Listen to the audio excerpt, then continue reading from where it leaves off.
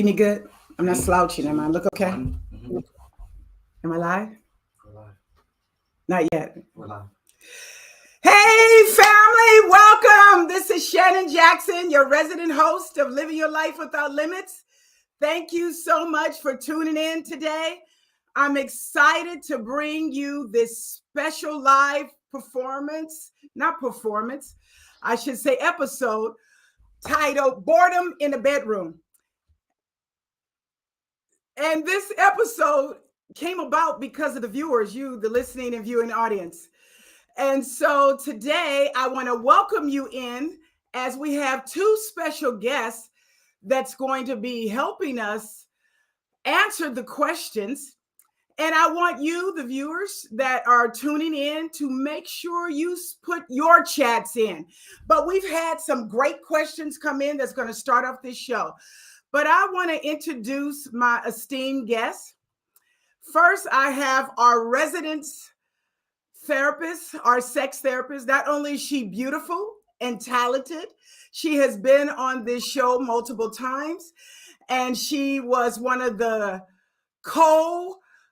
people for our conference last year. And I mean, she is beloved from the Living Your Life Without Limits team and family.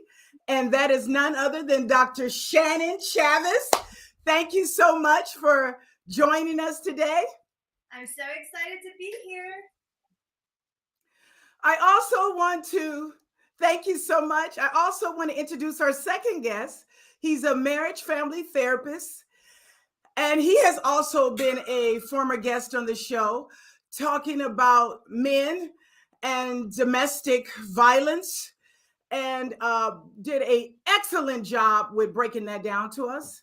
And I'm glad to have him on today. And that's none other than you. And I'm glad to be back here again. Thank you, Eugene, for joining us today.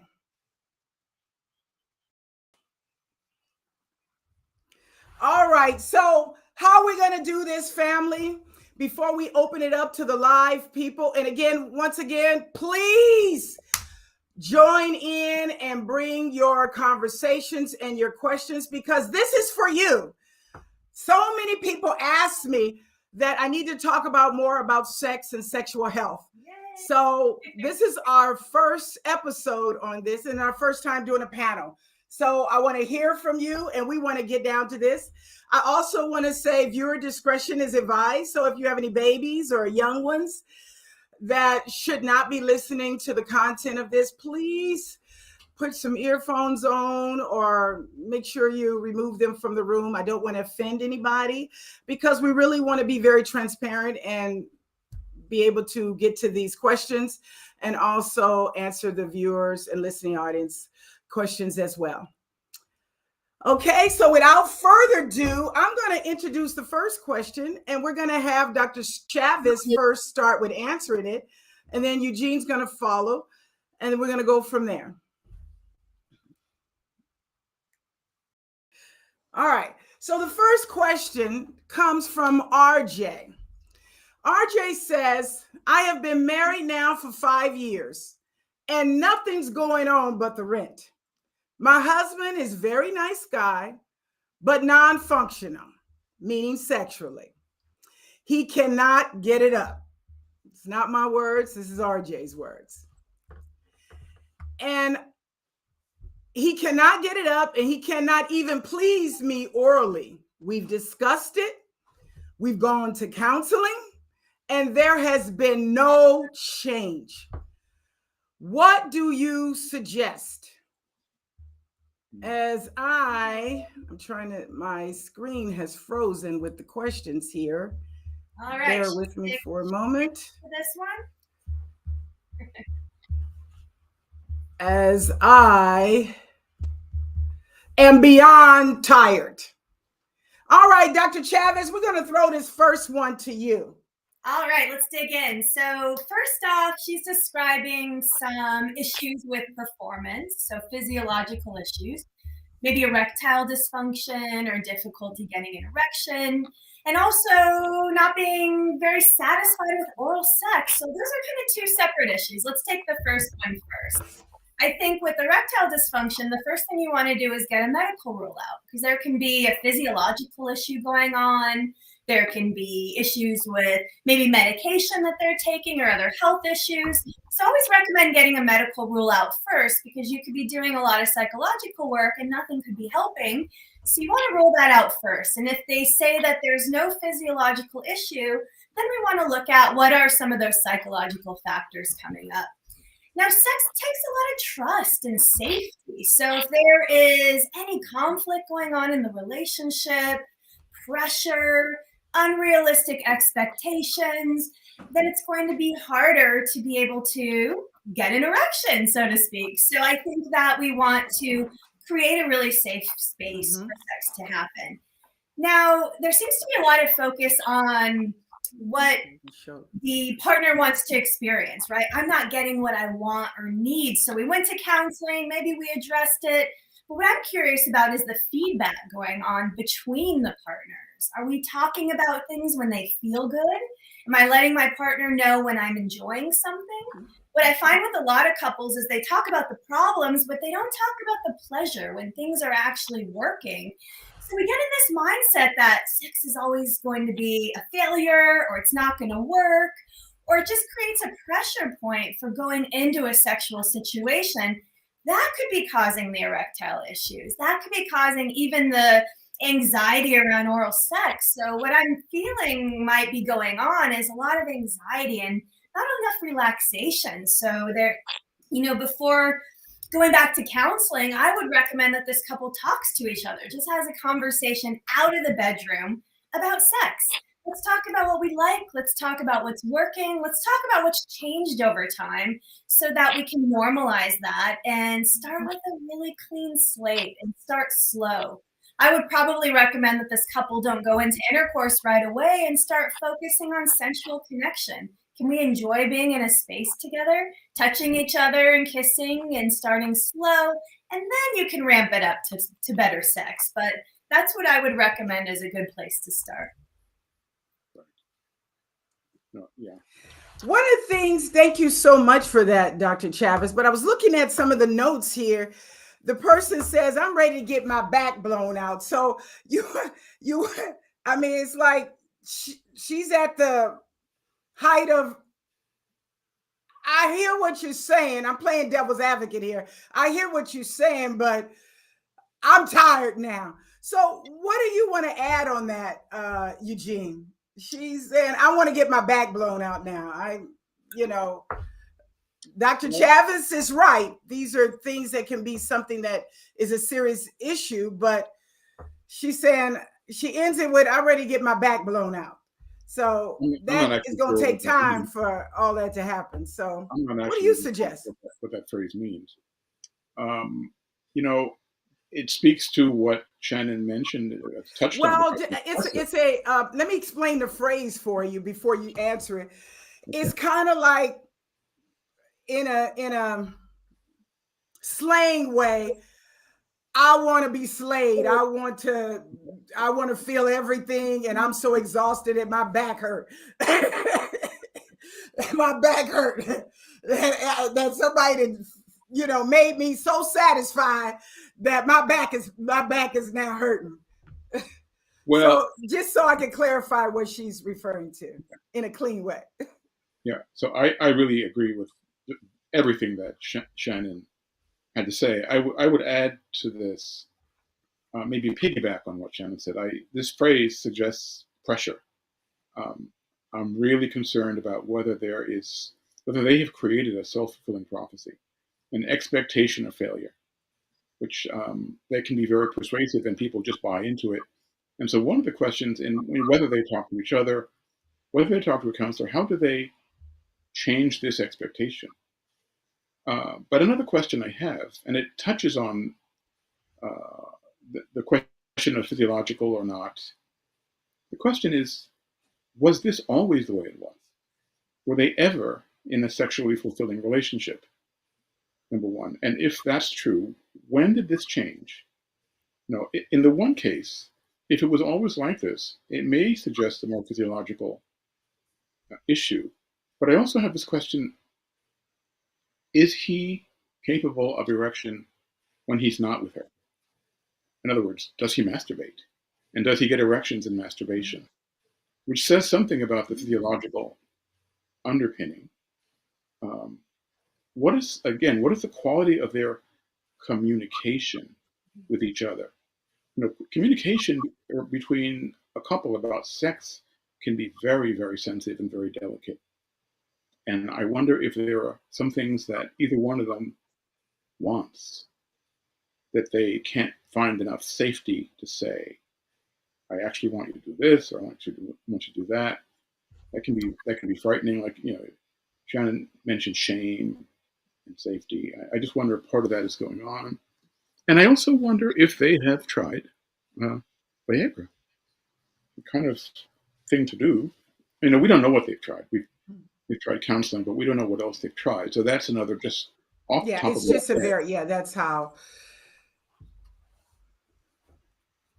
If I could comment in general I think both of those are very good recommendations. Yes. Mm-hmm. If I could comment in general on this format, it sort of is asking for advice, but I don't know that we're in a position to really offer advice. So what I think we can do here is raise questions that can suggest some course of action. But I want to put out a name that I don't really know all there is to know about the couple. There are many things I don't know. Just to put that on the table. Yeah, absolutely. I think that, absolutely. And just to clarify, no one here is treating the conditions that are in there. But I think people want to have information that they can take back to their spouses or within themselves, or even to people that they may already be seeing, of things that maybe have not unpacked already. So I still think it's warranting to give what are options out there. Obviously, the questions are coming because people are saying, I'm doing something, but I'm still not satisfied. So, and I think both answers, there's no right or wrong answer, but I love that each of you have brought a different viewpoint to the question. And hopefully RJ is listening and was able to glean something to think about her conundrum. Yeah. I'd like to add one more thing, actually. So we have one question here in the chat that I want to bring up. Yes. Could I add one more thing? Yes. Yeah. I know they tried counseling. Sure. I don't know what kind of counseling they've tried. There are many types of counseling. And very often with counseling, there's a question of chemistry, there's a question of trust and safety. There are different styles and approaches to counseling. And they might want to consider, if they've tried counseling and it didn't work, consider maybe trying a different counselor. Right, I agree with that. Everyone works different. Very good point. I love that, Dr. Chavez. Absolutely. Go ahead, Dr. Chavez. Oh, no, I was just agreeing with Eugene. There are different types of counseling. There's also something called coaching, sex coaching, which is more solution focused, where you can actually get some tips and tools, maybe some exercises to use, ways to actually work together around sex, rather than just kind of putting out the fires and concerns that are coming up in your relationship. So that might be a better approach for the couple, especially if they're feeling kind of stuck in counseling. We're talking about the same issues and we're not really making any forward action. Might be a good approach to try. Yeah, good idea. Absolutely. And what I love is that Dr. Chavez, why I love her on this show, she actually specializes in sexual health and sexual counseling. So we definitely will put both Eugene and Dr. Chavez's information up in the chat so that if before the end of this, if anybody wanted to reach out to them personally for personal consultations as well. So we have a Nellie Jones have a question in the chat. And it says, what are some tips you recommend when one partner is into trying different things and another partner likes more of the same? You want to take that one, Dr. Chavez? Oh, you want me to go again, or sure? Yeah, why not? I love this question. New Yes, yeah. is, it's change. Change is not easy for anyone. And if we think about sex is very habitual. We usually do the things that we're used to doing. So if we're going to introduce new things, be gentle with it. And also, if your partner is maybe resistant to that change, find out why. Maybe they're afraid of, losing the connection that they had before, or maybe they're judging themselves about what does it mean if we're doing this new thing as a couple. So again, I think, as we said, communication. But I think what you don't want to do is get into this kind of power struggle around a new thing. If it's something that both of you can agree on, move on. I think there are so many things in sex that partners can find that they enjoy, and so we need to learn to negotiate and look for things that work for both partners. I think the best goal for sex is mutually pleasurable activities. So doing something that you both like, and if you're arguing over it, move on. That's my advice. If I could throw something add else to this question myself, and it actually goes before you get into a relationship in the dating area. And I certainly know that it's something that, as I've learned through the years, is more important than what it was when I was younger. But compatibility, and when you're dating, have those discussions in the dating phase. Because I think a lot of things can be cleared up early on if we address them early on. And oftentimes around areas of finance and sex, we tend to shy away from talking about those discussions in the dating mode. What we like, what we don't like, or, because we kind of like the person, and what, we don't want to shy away from it. But I feel that it's kind of, for those that may be in the waiting or not in a relationship now, I looking back over my own life, I think that a better way to deal with some of these things is deal with it in a preventative way and have those discussions early on. Yeah. So I just wanted to add that, because, if you know some of these things early on, you won't get yourself tied up into something that you don't like later, or at least you have full discovery early on and be able to tell, what you're getting into. Exactly. Sex is a part of self-expression. So Eugene, you wanted to add something to that? Yeah, I do. Yes. I guess what I want to add is that two pieces in comment on that. One is that at the beginning of a relationship, it's very often scary, and people are not always safe to bring in the things that they maybe anticipate are harder to hear, or maybe a little different. But the other thing is that in the course of a person's life, their sexual interests can change. And sometimes what they were into really at the beginning of the relationship, they may discover that they really developed an interest or curiosity about something else that wasn't there for them in the beginning of the relationship. People are continually growing and changing, and sometimes they grow in different directions. So one question is, how do we grow together? Yeah, but the communication has to be there. If I all of a sudden am on fire, and and I'm enjoying, because you correct me, Dr. Savage, but a lot of women, as we age, our sexual drive peaks. It become increase at times, where sometimes men are decreasing, but women sometimes are becoming more desire, wanting sex more. So, but I think it has to be some kind of communication on that. If we're, like you said, changing gears. Yeah. I no longer desire one or the other, one partner or another, whether it's same sex or opposite sex. Whoever is intimate with each other, one desire and the other don't, but there has to be a conversation that happens. Just can't just remove it out of the picture.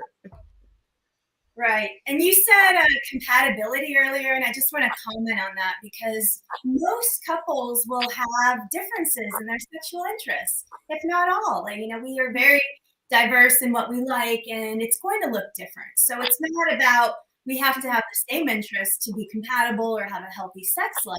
For many people, just sharing their interests and having that be heard and understood and have a partner be curious about it is the intimacy they really want and need and desire. So they may not even want to act it out, but it's the ability that I can be honest with you and I can talk about what turns me on and what excites me, and you don't judge me and you don't tell me that's weird or bizarre, and you're curious about it, which means you ask questions. Even if you don't want to do it, you may be curious. Why does that turn you on? Why does that get you going?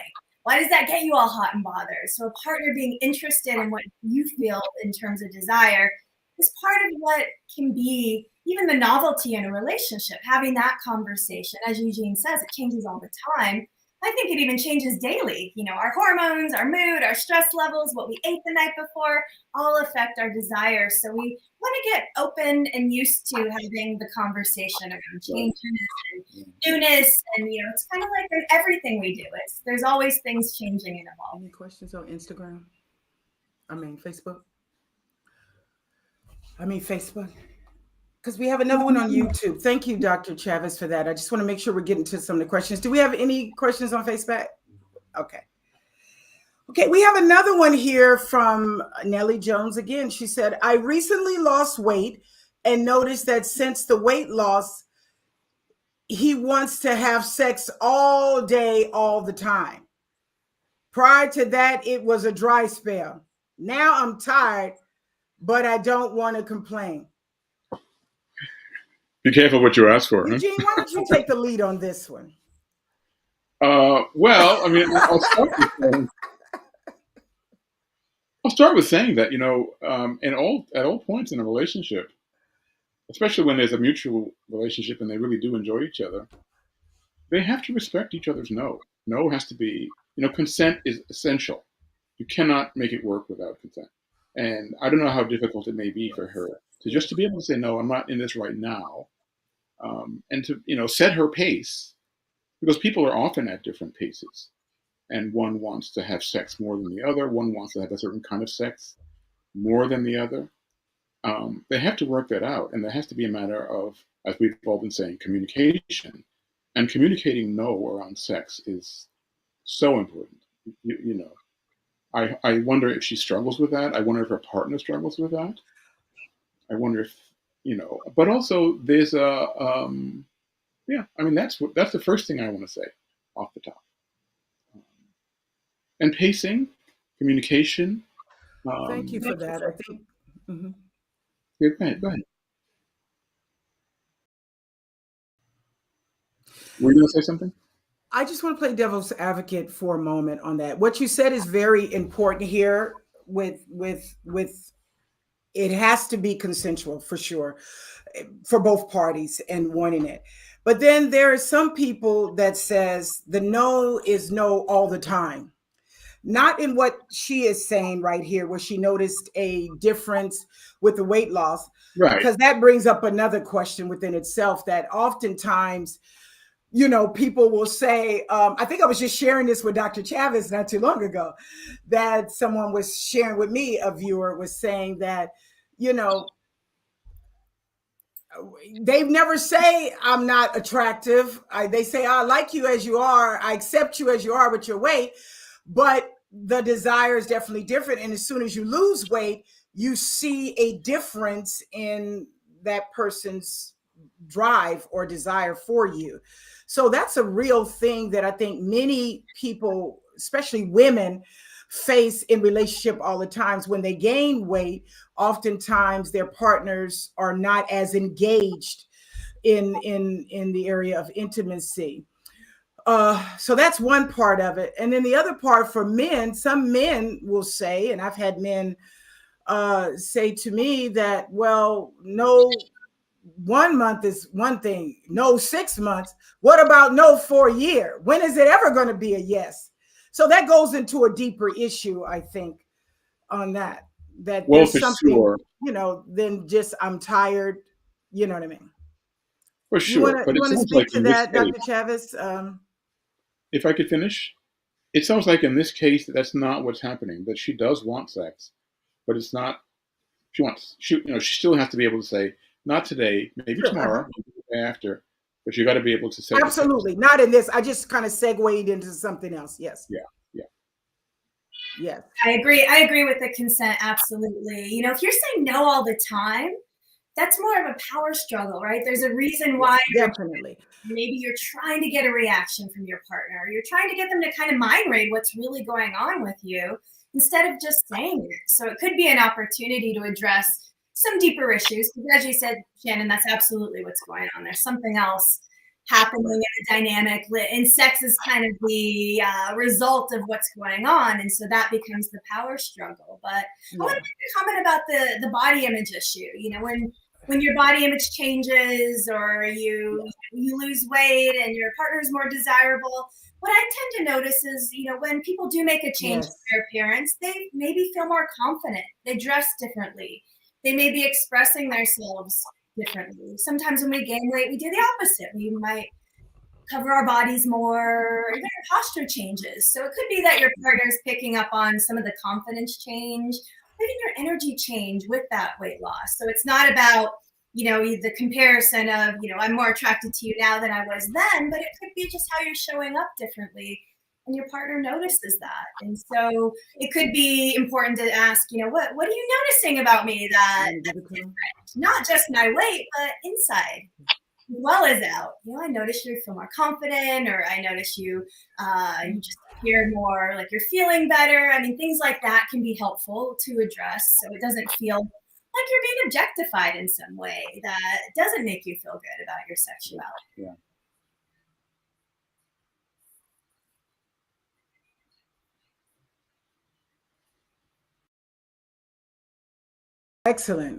Excellent responses. Hopefully Nellie feel comfortable with that. I understand we have a Facebook question. What's the Facebook question, Bernard? It's on the screen? Okay. As Christians, we are often told to wait until marriage before sex. But how important is it to make sure we are sexually compatible before entering into marriage or long-term relationships without the guilt or of morals and values? This is a very good one.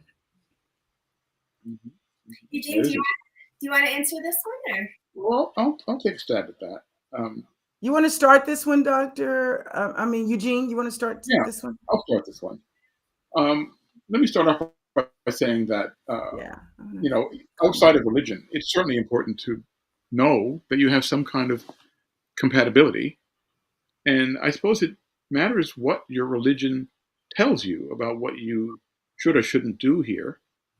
I know that traditionally, even in religious families, there's often what they call betrothal, a period where people are somewhat committed, but they haven't fully gotten married.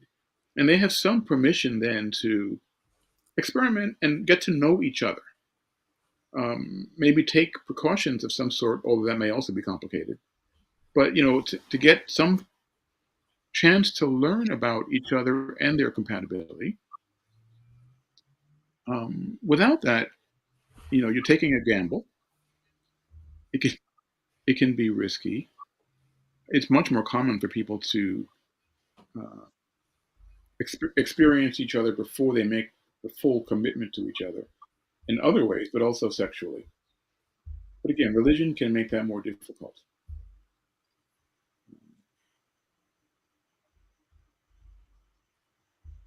I just think in general it's a good idea. Thank you. I want to comment on this because I'm a Christian, and I agree, but I do think that when in the area of church and those that have sincerely desired to want to practice celibacy based on the Bible or based on their faith, this has been a struggle in the Christian community. I really believe that many people are challenged. They want to do what the Bible says, and yet they struggle with their own sexuality in ways and feeling convicted or shame if they as they used to tell us, my grandmother used to have this saying that the only thing that was open after midnight is liquor stores and legs.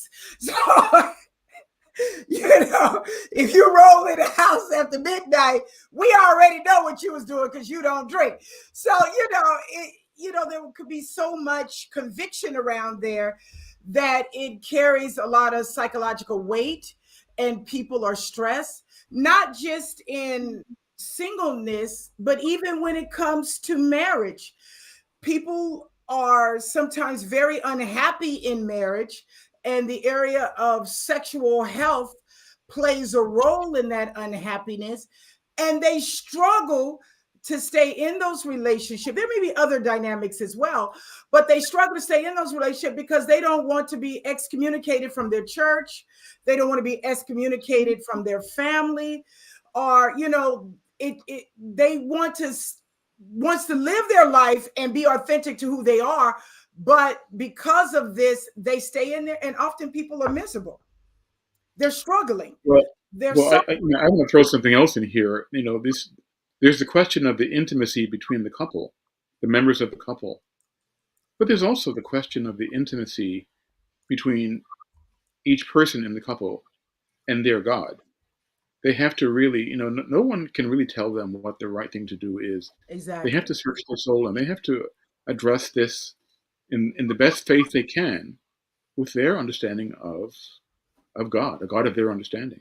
Exactly. That's ultimately the only way this can go, I I think. agree with that, but I will tell you that I think another question that we have is kind of very similar to this. We're already on this, and I'll have Dr. Chavez take a little bit of this. I think the second question was here. It says, from BS, I'm a Christian. I am struggling to stay in my marriage. Looking back, I think I settled for a nice guy. He's a nice and very kind, but there's nothing else he can do for me. No romance, no passion, no intimacy at all. He does not see this as an issue. Signed, lonely and torn. Now, I believe there's some other things here, not just sex, but obviously the person that sent this in is focusing in on sex. You want to comment on this, Dr. Chavez? Sure. I mean, the first thing I think is that, we're not born knowing anything about sex or romance or passion, and we learn that. And if we're growing up in a very conservative community, we may have no resources, no tools, no one to talk to.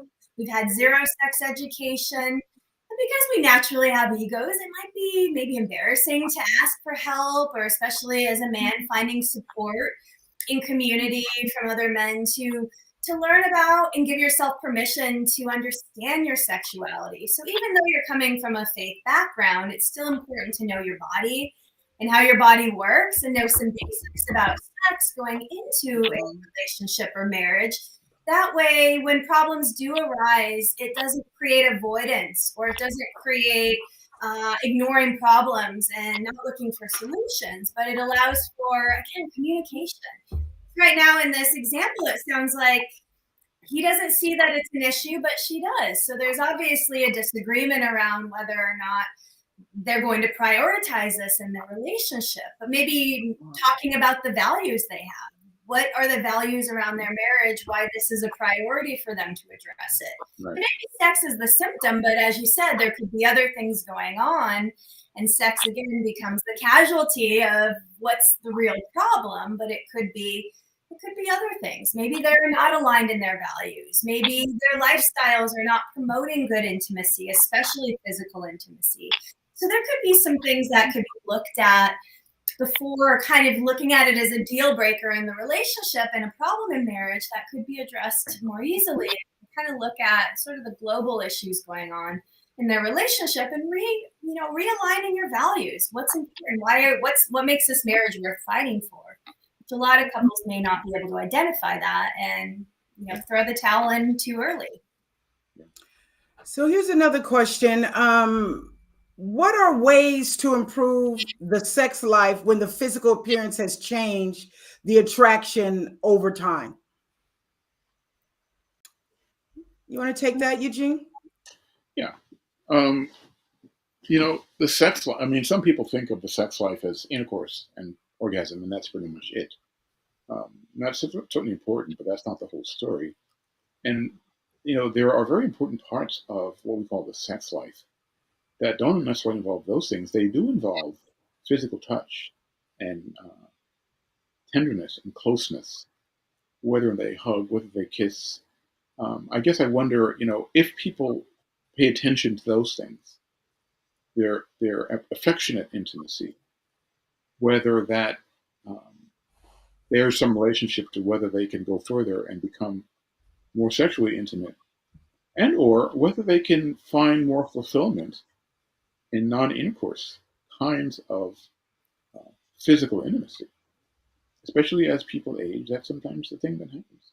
Whether you have someone who can hold you at night, who can hug you when you're feeling bad, who is there for you in times of stress and tenderness. These things often involve much touch and physicalness, and they're very important.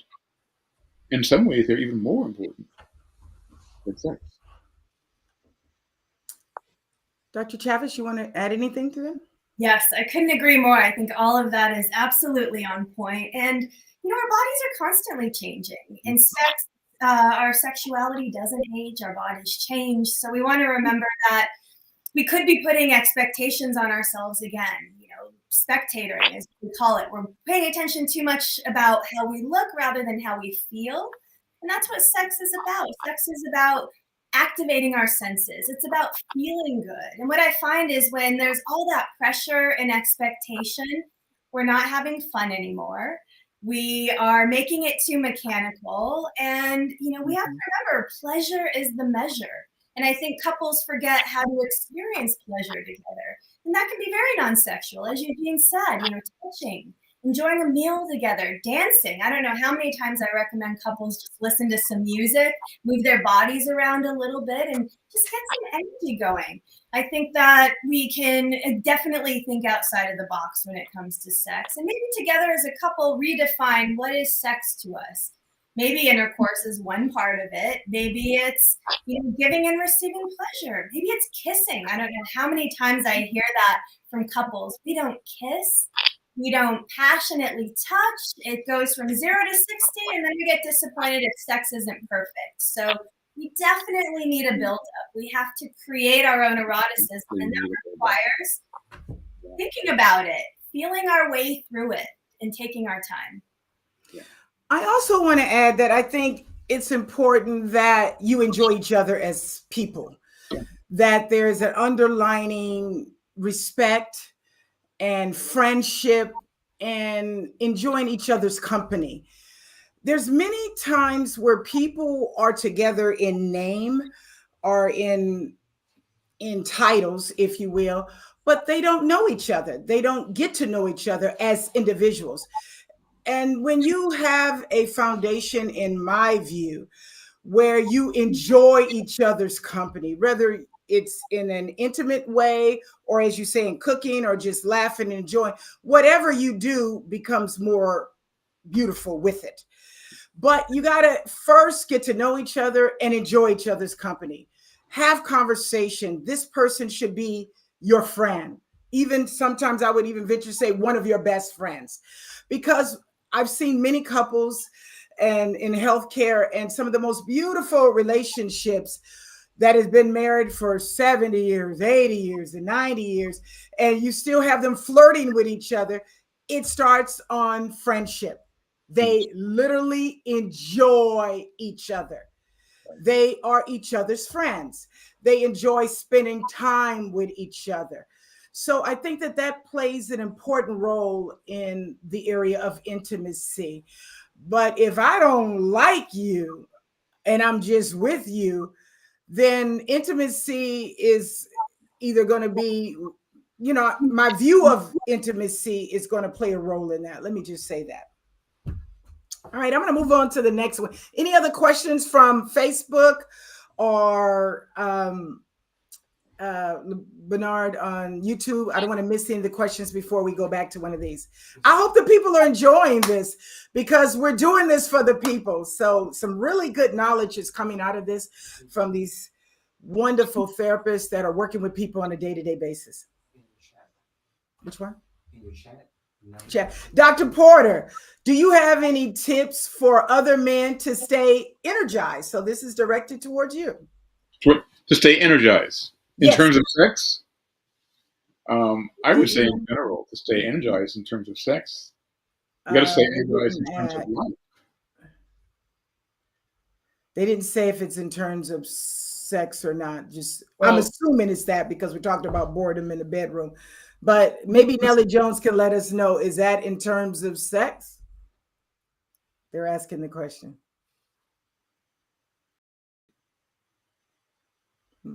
Okay, well, they didn't give us an answer yet. Older men. So they specifically said older men. Well, you know, I'm an older man. So this question kind of hits home, you know? He said, well, wait a minute now. I'm an older man. Back Wait, up wait. off of me now. I got fire energy. I can speak to this, though. I can speak to this because I think a lot of people, and especially older people, get the idea that somehow they have to stop being active. They have to, you know, you're old, you can't do this, and you can't do that. Whereas I do believe that a certain manageable level of physical activity helps a person stay healthier and more youthful, gets the heart pumping, gets the blood flowing, and that all feeds into the sexual experience. So, you know, I know older men, and I'm going to include myself in this category, who swim regularly, who play tennis, who go hiking, who bike ride, who do things like that. There's no reason why they can't. I mean, you might have aches and pains in one place or another, but then you can find some other thing you can do. To make it a point, I think, to keep active and to always find some activity that will get your heart pumping and get your breathing. I think that's one part of the answer to that question. But another part of the answer to that question is paying attention to your diet. You know, what you eat matters, and it all feeds into how well you can move, how much you can get around or exercise, and how well you can perform sexually, assuming you want to. You know, blood pressure and cholesterol are highly relevant to sexual activity. So just maintaining health, you know, keeping in touch with your doctor, getting regular checkups. I think these are all, as well as laughing, finding things to enjoy, reading. You know, I think laughter and fun, they all feed into this question. There are a whole bunch of things that matter here, as well as a spiritual relationship, a relationship with with a higher power, a relationship to the broader reality that we don't understand, but we experience and we believe in. That's all important. I think that's all part of it. Very so true. We have a different question for Dr. Chavez that I'm going to go into, but just to add on to what you're saying, certainly your physical health plays a critical role. Diabetes and hypertension that is unmanaged will have a significant impact not only on other systems in the body, but certainly sexual function and sexual desire. It plays a critical role along with other things like cardiac issues, kidneys, and all of that.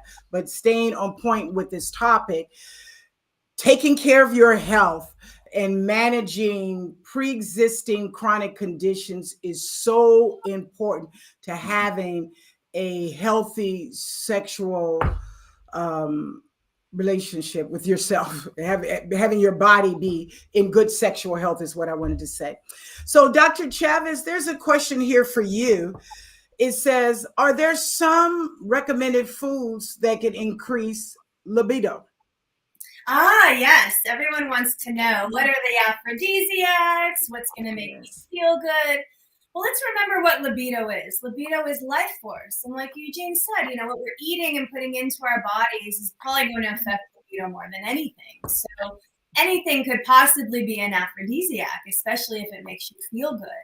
I would say there's a lot of information out there and research claiming that whether it's oysters or chocolate or, particular foods are going to boost libido. Not necessarily. I mean, there are things that can naturally make us feel good and have us release endorphins, which might boost a bit of our libido. But some of those foods may be more nostalgic, or maybe they evoke a memory, especially, let's say you're eating something, a particular cuisine, and it reminds you of a really incredible date you had or a romantic moment with a partner. That could boost libido.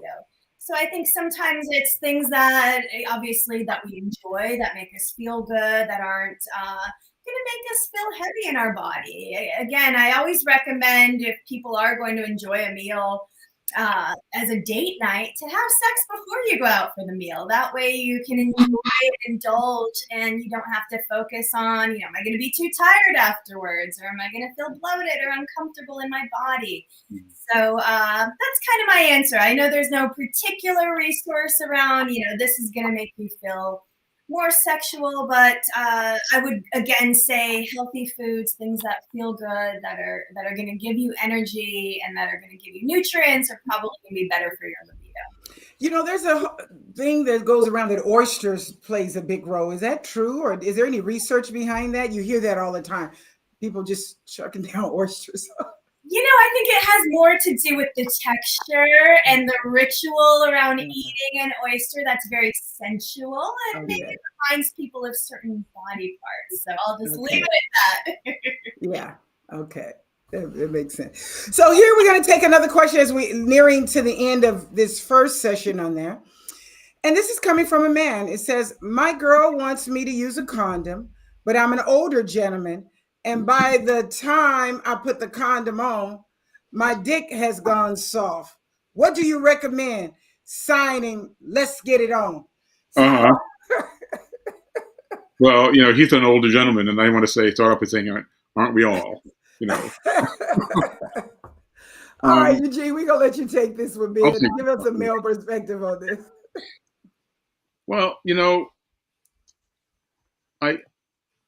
in thinking about the question and in hearing the tone of the question, there are a number of questions that emerge in my mind. One of them is what kind of, how familiar is this young or older man with condoms? Has he used them before?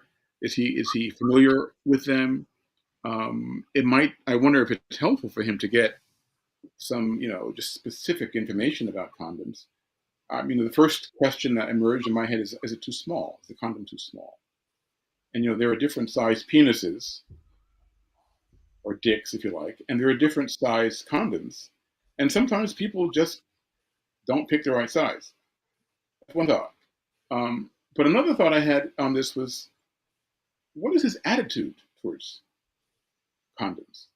The tone of the question suggests that he would much rather not wear a condom, and his partner is kind of pushing him to do it. And so I wondered, is there some resentment in this? I wonder if the putting on of a condom generates resentment and a mood that just completely undermines sexual arousal. Just another question that occurred to me. And the third question that occurred to me is, how much foreplay are they doing? How fast are they going?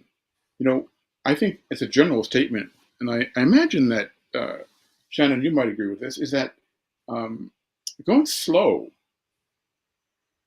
is generally a good idea in terms of, satisfying sexual I do agree. communication, to go slow. And I wonder, hearing the question, whether there's a lot of pressure on him to keep going or to go fast, and if they can slow down, if they, what happens with foreplay? Connection. I mean, imagining, for example, that he puts the condom on, maybe it's the right size, and the charge loosens or weakens. Can they just continue with the foreplay? Can they let the condom grow, let the penis grow in the condom as it is, Are they still going? and then go into that? Can they make the condom part of the foreplay? Putting the condom on part of the foreplay, and these are the thoughts that came to me as I heard this question. Well, I am glad you mentioned that, Eugene. I was going to say, bring the condom into sexual play. I mean, every couple I've talked to with this issue has that same problem, right? Oh, we stop, put the condom on, it ruins the moment. Bring the condom into the play. Have your partner put the condom on. I also recommend for men to get more comfortable because they've been taught probably their whole life that the condom doesn't feel as good, or it's going to feel, I'm going to feel less sensation. And the reality is that's not necessarily the case. So what you can do is you can self-stimulate or masturbate with a condom to get used to the sensation, to get used to touching your penis with a condom on, to get used to kind of rolling the condom on as part of the stimulation. So I would say familiarize yourself with the condom. And as you said earlier, try some different types. There's some great condoms out there that have extra sensation and ticklers and things on there that just, make it feel better. So some condoms can reduce sensation, but others are way better at that. And also, some condoms are flavored, which suggests, a way to play with condoms, There are all kinds of possibilities. That's true. And then there could be an underlying medical condition developing. And in that case, maybe go and get checked out, because it could be something else there beyond just that, that could be, require some medical assistance. Very good. And then one more thing I want to throw in here. There could be, like I said earlier, some kind of resentment. And I'm curious about the communication between them about the condom.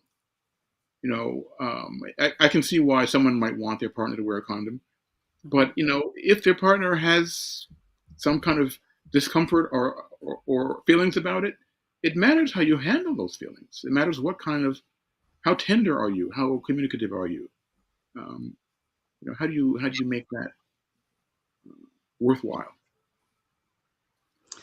So we have a question on here as we're nearing to the end, and this is why we're going to have this as a part 2, because there's so many questions.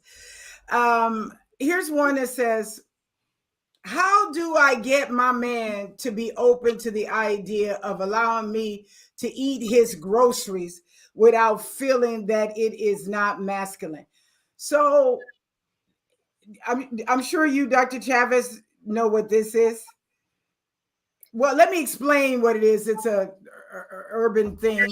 Eating out of their behind, eating the backside of their behind. So when they say eating groceries, analingus, they're talking about anal, eating the person anally. Yeah. Vice versa. So how do you get, these are real things that's going on. So oh yeah, absolutely. Yes.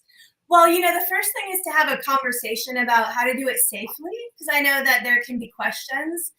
How do we do it? How do I make sure I'm clean? How do I make sure I don't injure myself? Are we using fingers, tongue, devices?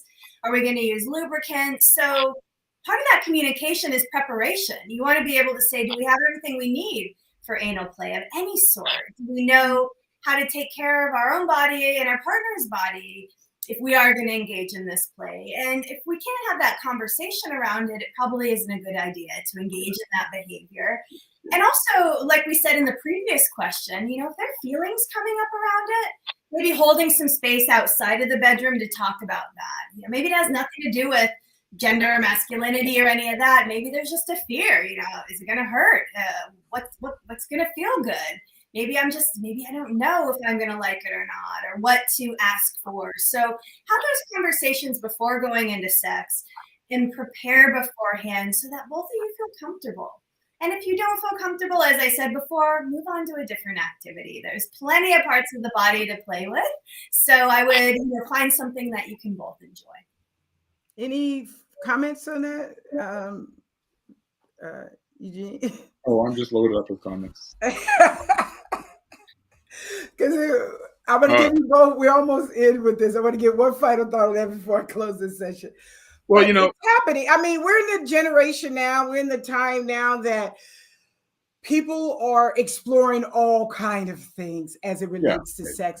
What worked back in the day is not working today.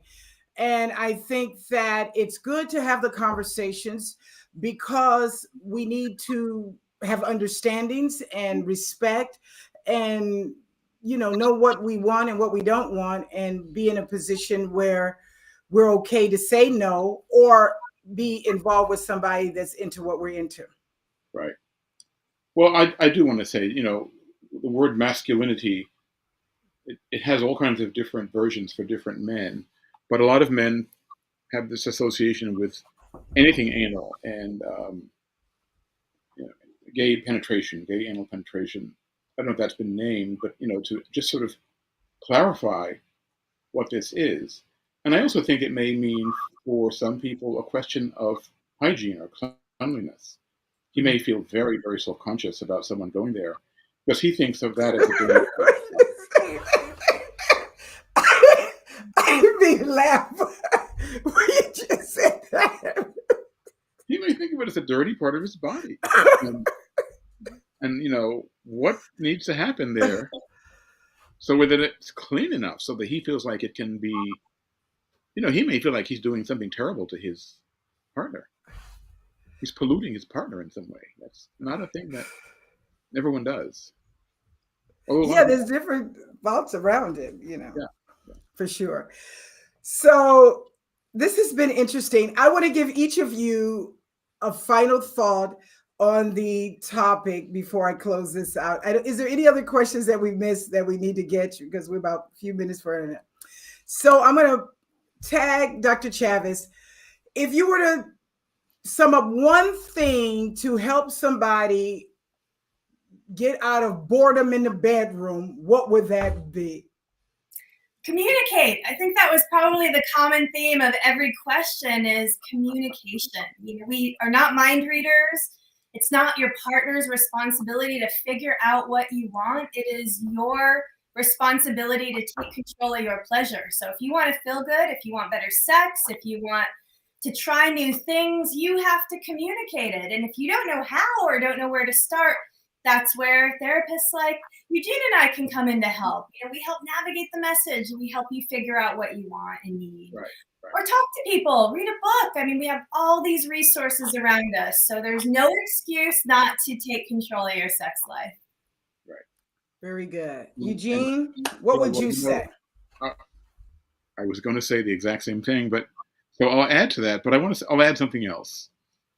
Definitely double